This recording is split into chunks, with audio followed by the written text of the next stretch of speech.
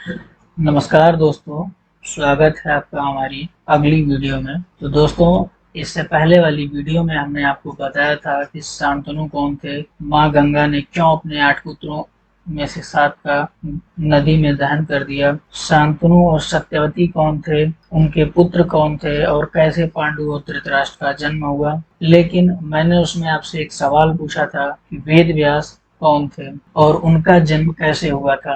दोस्तों, अगर आपने पहली वीडियो नहीं देखी है तो पहले आप उसे देखिए और उसके बाद इस वीडियो पर आइए। तो आज हम मुख्य बात करने वाले हैं वेद व्यास जी के बारे में। तो वेद व्यास सत्यवती और मुनि पराशर के पुत्र थे। यह बात शांतनु से भी सत्यवती का विवाह होने से पूर्व का है। सत्यवती जो कि एक मछुआरे की पुत्री थी, जैसा कि हमने पिछली वीडियो में बताया था कि उनके शरीर से मत्स्य की गंध आती थी। एक बार मुनि पराशर जब नदी के किनारे विहार करने आए तब सत्यवती को देखकर वह बहुत ही आकर्षित हो गए। तब उन्होंने सत्यवती से इच्छा जाहिर की कि वह एक पुत्र चाहते हैं उनसे, जिस पर सत्यवती ने कुछ शर्तें रखी। उन शर्तों में से एक यह था कि वह चाहती थी कि उनका कौमार्य पहले की तरह बना रहे और दूसरा यह था कि उनके शरीर से मछली की बदबू चली जाए, जिस पर मुनि पराशर ने यह सारी शर्तें मंजूर कर ली और उनको आशीर्वाद दिया, जिससे उनके शरीर से मत्स्य की बदबू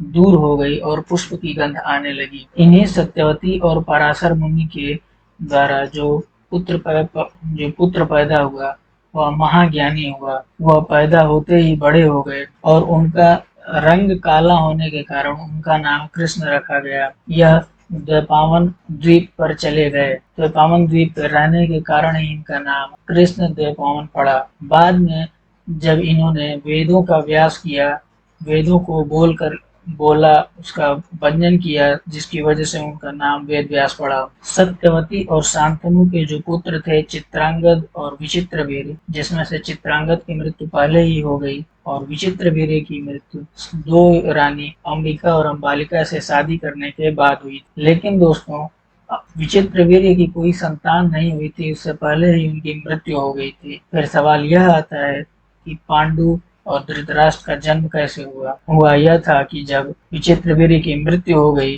तब लोगों को यह डर सताने लगा कि कहीं वंश समाप्त न हो जाए, जिस पर सत्यवती ने भीष्म पितामह से आग्रह किया कि वह दोनों रानियों को पुत्र का सुख दें। लेकिन भीष्म पितामह अपनी प्रतिज्ञा से प्रतिबद्ध थे, जिसकी वजह से उन्होंने इस आदेश का पालन करने से इनकार कर दिया। उसके बाद जब सत्यवती को कोई मार्ग नहीं सूझा तब उन्होंने वेदव्यास जी को याद किया, क्योंकि वेदव्यास ने कहा था कि हे माता, जब आपको मेरी आवश्यकता पड़ेगी आप मुझे याद करना, मैं आपकी सेवा में उपस्थित हो जाऊंगा। तब उन्होंने वेदव्यास से यह आग्रह किया, जिस पर वेदव्यास ने विचित्रवीर्य की रानियों के साथ 2 संतानों की उत्पत्ति करी, जिसमें से एक धृतराष्ट्र जो कि अंधे थे और दूसरे पांडु हुए। इसके साथ उन्होंने एक दासी को भी पुत्र का सुख दिया, जो कि वेदों में निपुण हुआ और वही थे विदुर, जिसका लालन पालन भीष्म पितामह ने किया था।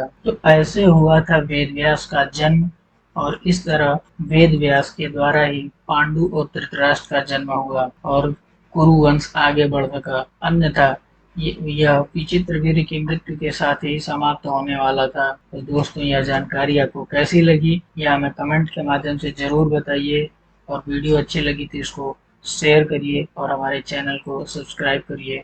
धन्यवाद।